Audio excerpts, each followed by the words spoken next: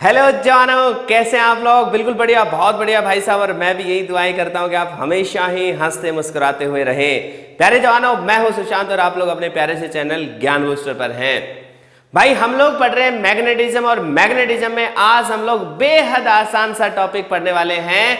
हम आज लोग कुछ टर्म्स पढ़ेंगे जो किसी भी एक मैग्नेटिक मटेरियल की प्रॉपर्टीज को एक्सप्लेन करने के लिए जिनकी जरूरत पड़ेगी। उनमें से वन बाय वन हम सारी चीजें पढ़ने वाले हैं। सबसे पहले हम मैग्नेटाइजिंग फील्ड जानेंगे, फिर इंटेंसिटी ऑफ मैग्नेटाइजिंग फील्ड के बारे में पढ़ेंगे, फिर हम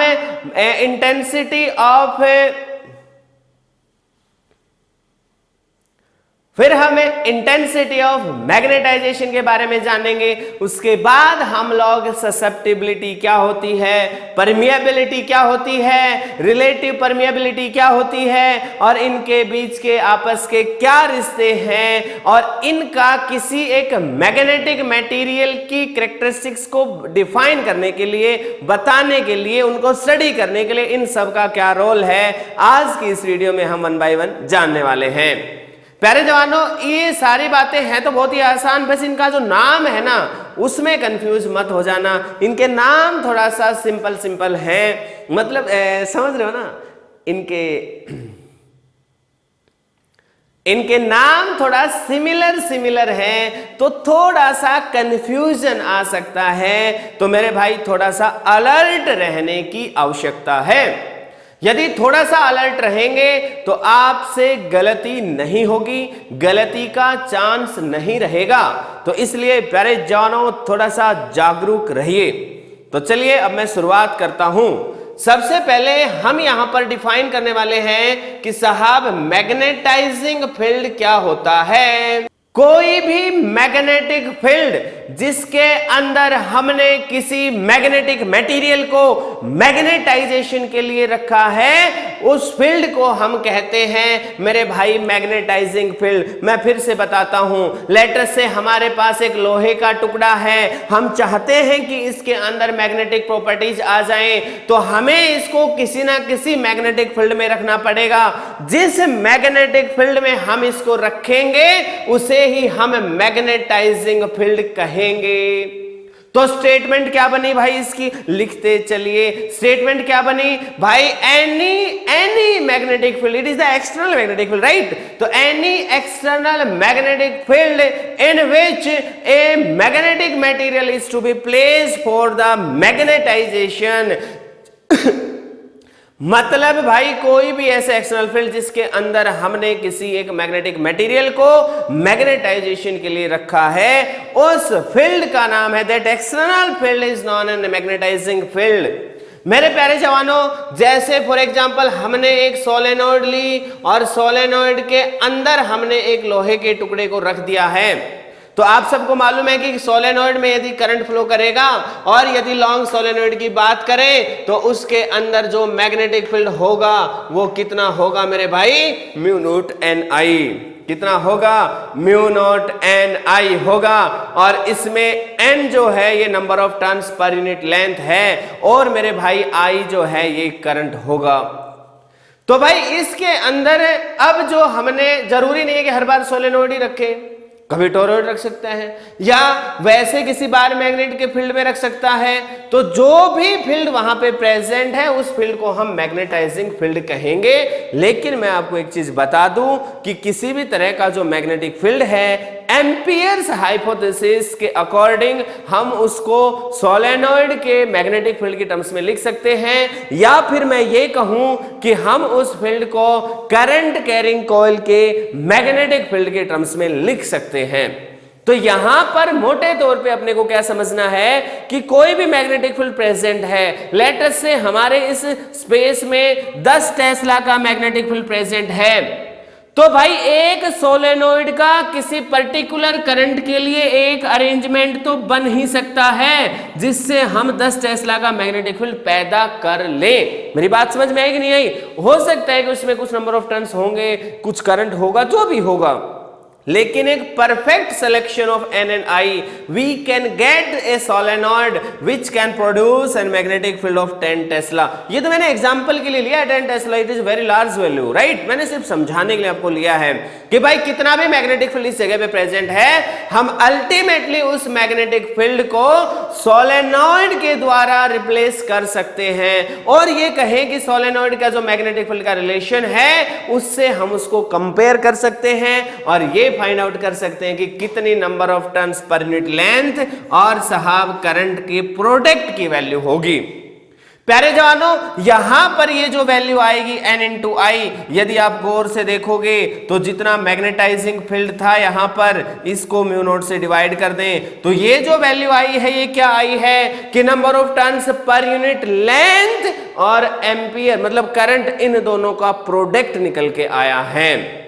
या मैं यहां पर यूं कहूं कि भाई मैग्नेटाइजिंग फील्ड क्या है, एक वो फील्ड है जो यहां पे प्रेजेंट है, लेकिन एक सोलेनॉइड से जब हम उसको रिप्रेजेंट करने की कोशिश करेंगे तो ये वो टर्म है जो सोलेनॉइड की फिजिकल डायमेंशंस के साथ कहीं ना कहीं मैटर करेंगी ये सारी चीजें। इसका मतलब मोटे तौर पर समझने के लिए हम ये कह सकते हैं कि सोलेनॉइड की औकात है। नहीं आया क्या समझ में कि सोलेनॉइड की औकात है, उसमें कितनी टर्न पर यूनिट लेंथ ले और कितना उसमें करंट पास करें ताकि इतना मैग्नेटिक फील्ड पैदा हो जाए। तो एक प्रकार से समझने के लिए हम कह सकते हैं कि ये औकात है एक सोलेनॉइड की कि भाई वो कितना मैग्नेटिज्म मतलब कितना मैग्नेटिक फील्ड पैदा करेगी किसी एक पर्टिकुलर वैल्यू ऑफ N और I के लिए।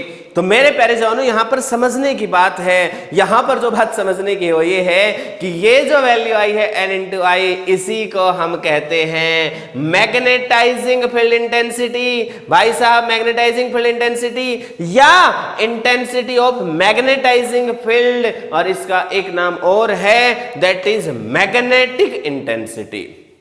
मतलब मैग्नेटिक इंटेंसिटी या intensity of magnetizing field basically है क्या, ये औकात है किसकी, सोलेनॉइड की। इसको मोटे तौर पर समझे यदि हम, तो हमने क्या किया है, जो मैग्नेटाइजिंग फील्ड था उसको म्यू नॉट से भाग किया है, जो वैल्यू आई है इसे ही हम मैग्नेटाइजिंग फील्ड इंटेंसिटी कह रहे हैं, इसको H से रिप्रेजेंट किया जाता है। तो मेरे प्यारे जवानों, अब यदि कोई आपसे पूछेगा कि मैग्नेटाइजिंग फील्ड इंटेंसिटी क्या है, तो किस तरीके से हम उसको डिफाइन करेंगे। तो भाई सिंपल शब्दों में हम क्या कहेंगे कि भाई it is the ratio of the magnetizing field and the magnetic permeability of the free space. ध्यान रहे, यहां पर जो रेशियो हमने लिया है वो किसका लिया है मेरे भाई, जो इस रीजन में जो मैग्नेटिक फील्ड प्रेजेंट था उसका, और magnetic permeability of free space मतलब वैक्यूम, इसका रेशियो हमने लिया है। तो इसकी डेफिनेशन भी आई होप आपको क्लियर हो गई होगी। भाई ये रिश्ता इसका बहुत यूज होने वाला है, इसके लिए भाई साहब आप इसको नोट कर लीजिए, बहुत इंपॉर्टेंट है। यदि हम इस वाले फील्ड को, जो मैग्नेटाइजिंग फील्ड है, यदि हम इसको बी नोट से रिप्रेजेंट करते हैं तो मेरे प्यारे जवानों यहां पर जो H आया है this is B naught divided by mu naught. और भाई याद रहे, मैग्नेटिक ये वेक्टर क्वांटिटीज हैं, दोनों एक ही डायरेक्शन में होंगे, एक ही सेंस में होंगे। आई होप ये बात यहां तक आपको अच्छे से समझ में आई होगी। हाँ तो जवानों, एक चीज और यहां पर पूछी जाएगी, और वो पूछी जाएगी साहब H की जो यूनिट है वो क्या आएगी। तो H की यूनिट को आप आसानी से निकाल सकते हैं। यहां पर ये N इंटू आई है, तो ये टर्न्स पर यूनिट लेंथ है और ये है करंट। क्लियर है? तो number of turns per unit length मतलब नीचे लेंथ आ रहा है, और ये करंट है, तो एम्पियर पर मीटर यहां पर इसकी यूनिट बन जाएगी। भाई अब हम बात करते हैं third definition, that is intensity of magnetization. तो भाई साहब इंटेंसिटी ऑफ मैग्नेटाइजेशन क्या होती है, इसको अब हम समझेंगे।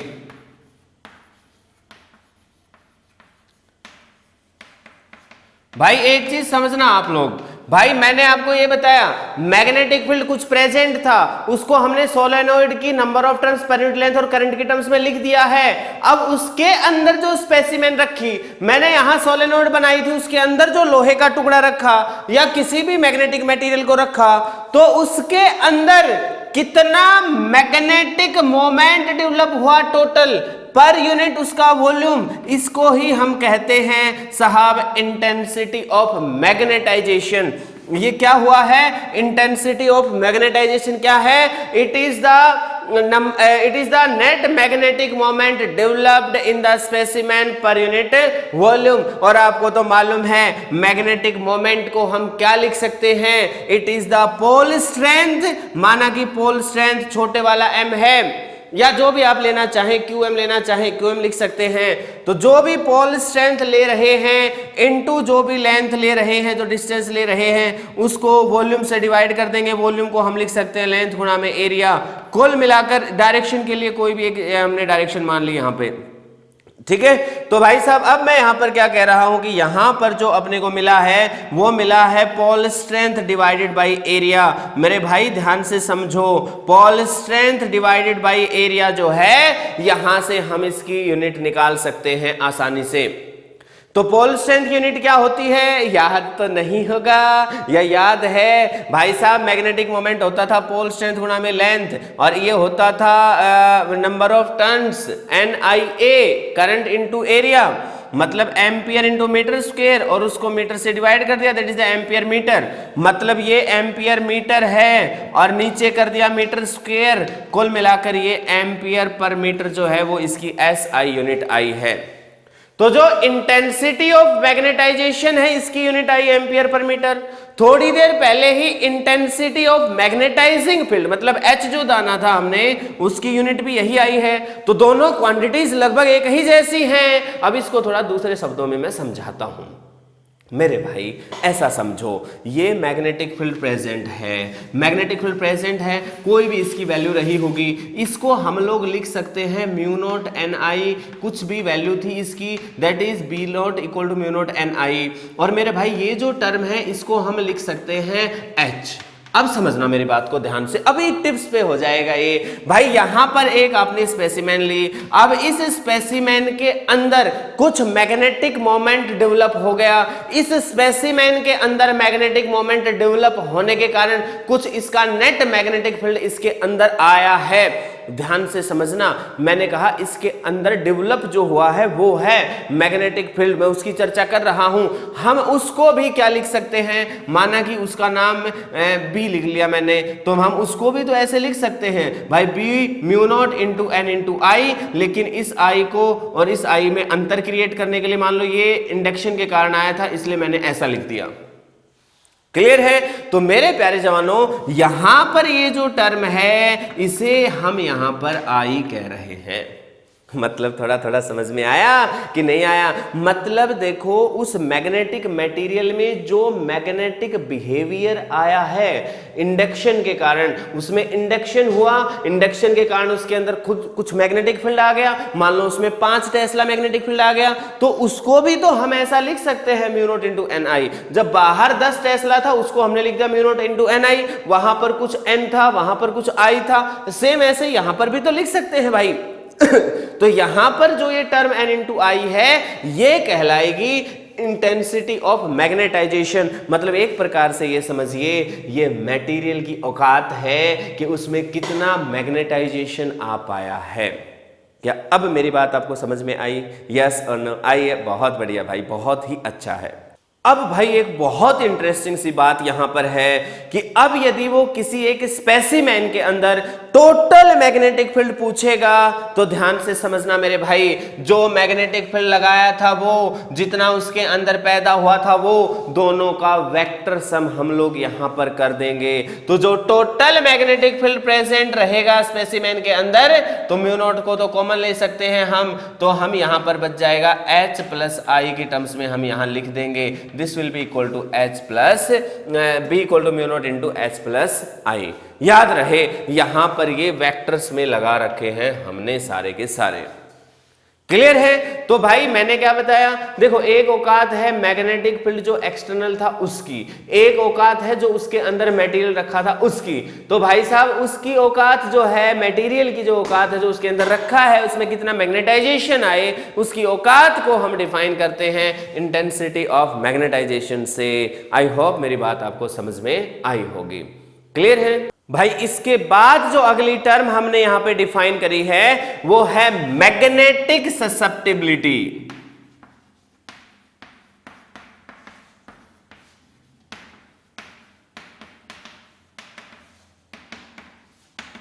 प्यारे जवानों, इसको हम जाई से रिप्रेजेंट करते हैं, इसको चाई भी बोल देते हैं कुछ लोग साई बोल देते हैं, तो जो आपका दिल करे बोल सकते हैं। तो मेरे भाई ये जो मैग्नेटिक ससेप्टिबिलिटी है इसको हमने डिफाइन किया, it is the ratio of I and H.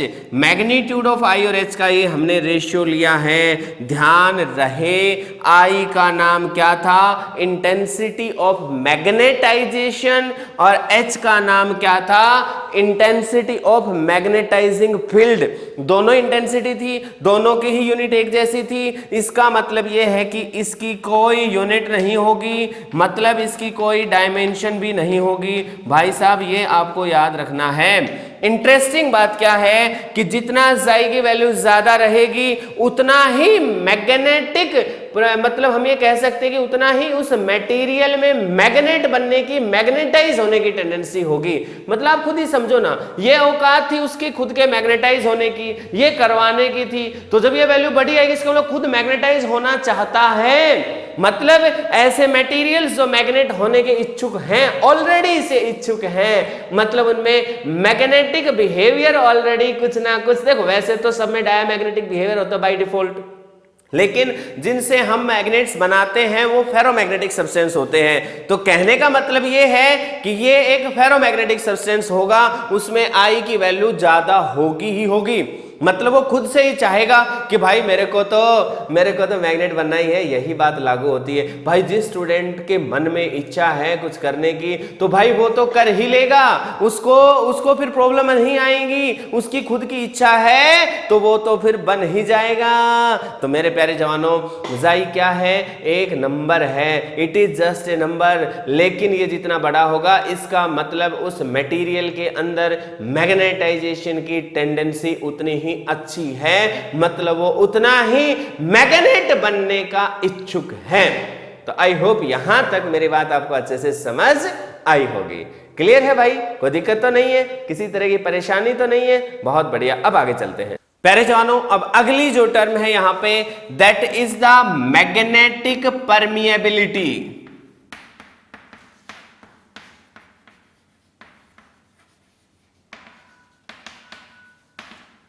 इसको हम म्यू से रिप्रेजेंट करते हैं।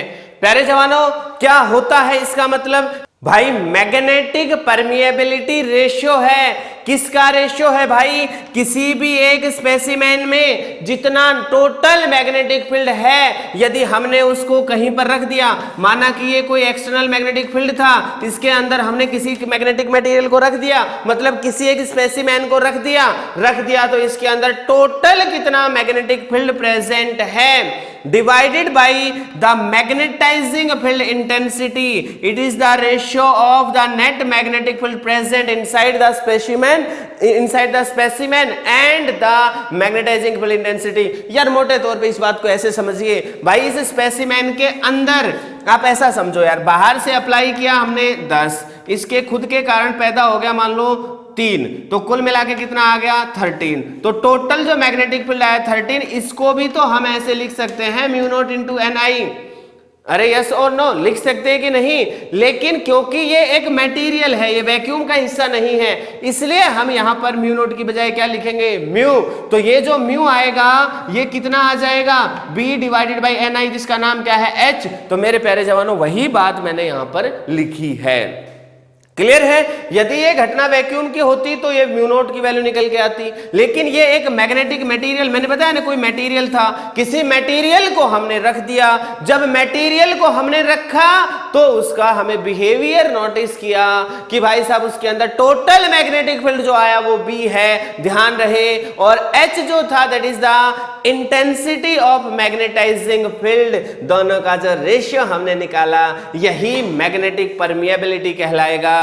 और मेरे प्यारे जवानों, फर्स्ट यूनिट में जिस तरीके से हमने डिफाइन किया था एप्सिलॉन आर मतलब रिलेटिव, याद करो यहां पर हमने क्या लिखा था, इलेक्ट्रिकल परमिटिविटी, रिलेटिव था, लेकिन ठीक है, तो इसकी वैल्यू क्या आई थी, epsilon upon epsilon not. Same तरीके से यहां पर रिलेटिव परमिएबिलिटी को हम लिख सकते हैं, जो मैग्नेटिक परमिएबिलिटी है किसी भी मटेरियल की, divided by the vacuum, divided by that of the vacuum. मतलब relative magnetic permeability is the ratio of magnetic permeability of a material and the magnetic permeability of the vacuum। तो मेरे प्यारे जवानों, I hope यहां तक आपको अच्छे से समझ आया होगा। ये कुछ चंद बातें थी जो हमने सीखी। हम यहां पर इनके आपस का रिश्ता भी जानने वाले हैं कि किस तरीके से म्यू आर जाई ये किस तरीके से कनेक्टेड हैं। तो एक बार बस वो छोटा सा पार्ट बचा है तो वो कर लेते हैं एक बार में बोर्ड साफ। हाँ तो जवानों, अब हम लोग पढ़ने वाले हैं relation between the permeability and susceptibility. लिख लीजिए भाई, परमिएबिलिटी और ससेप्टिबिलिटी मतलब म्यू और जाई के बीच का रिश्ता जानने वाले हैं। प्यारे जवानों, हमें मालूम है यदि हमें जो मैग्नेटिक फील्ड हम लगा रहे हैं, एक्सटर्नल जो फील्ड प्रेजेंट है जिसको हम मैग्नेटाइजिंग फील्ड कहते हैं, यदि हम उसको बी नोट ले लें और इंडक्शन के कारण किसी एक स्पेसिमेन में जिसको हमने इस एक्सटर्नल फील्ड में रखा उसको हम बी आई ले लें, तो इन दोनों का यदि हम सम कर दें तो जो टोटल मैग्नेटिक फील्ड है वो आ जाएगा। और मेरे भाई इसको हम लिख सकते हैं म्यू नॉट इंटू एच और इसको हम लिख सकते हैं म्यू नॉट इंटू आई। और मेरे प्यारे जवानों, यहां पर हम वैल्यू अब बी वेक्टर हमने पुट कर दिया। मेरे प्यारे जवानों ध्यान रखना, ये नेट मैग्नेटिक फील्ड है जो स्पेसिमेन में आया, ये वो स्पेसिमेन है जो किसी मैग्नेटिक फील्ड बी नॉट में रखी है और जिसके अंदर बी आई जो मैग्नेटिक फील्ड है वो पैदा हो गया है।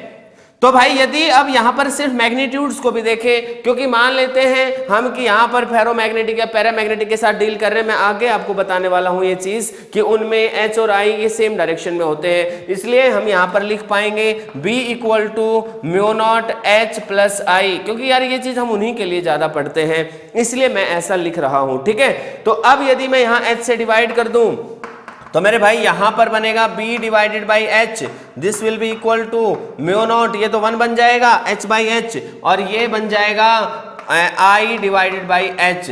भाई अभी अभी थोड़ी देर पहले हमने देखा था b डिवाइडेड बाई एच को कहते हैं म्यू, और ये है भाई साहब म्यू नॉट, और ये होता है जाई। आपको शायद यहां तक अच्छे से समझ आया होगा। मेरे प्यारे जवानों, अब तो एक रिश्ता तो ये बन ही चुका है, जाई और म्यू किस तरीके से रिलेटेड है। थोड़ा और अच्छे से लिखना चाहते हो तो इसको आप इस तरीके से भी लिख सकते हो, it is mu naught into mu R. भाई थोड़ी देर पहले ही मैंने म्यू आर को डिफाइन किया था, रिलेटिव मैग्नेटिक परमिएबिलिटी को। This is equal to mu divided by mu naught, that means mu will be equal to mu naught into mu R. और इसको यदि हम इस तरीके से लिख दें तो भाई साहब ये आ जाएगा, ये कट जाएगा और अपने पास रिलेटिव मैग्नेटिक परमिएबिलिटी 1 प्लस जाएगी इक्वल आ जाएगी। याद रखना यहां पर हमने एक फंडा ले लिया था, बी एच और आई तीनों वेक्टर एक डायरेक्शन में लिए थे, उसके केस में ये आंसर आया है। आई होप यहां तक मेरे प्यारे जवानों आपको अच्छे से समझ में आया होगा। तो मेरे भाई अच्छे से इसकी प्रैक्टिस करिए। आगे वाले वीडियोस में मैं आपको डायमैग्नेटिक, पैरामैग्नेटिक, फेरोमैग्नेटिक की प्रॉपर्टीज की चर्चा करने वाला हूं, और फिर लास्ट में हम लोग हिस्टैरिसीस के बारे में भी जानेंगे। आज के लिए इतना ही। तो मेरे प्यारे जवानों फिजिक्स पढ़ते रहिए, हंसते मुस्कुराते रहिए। Goodbye, take care.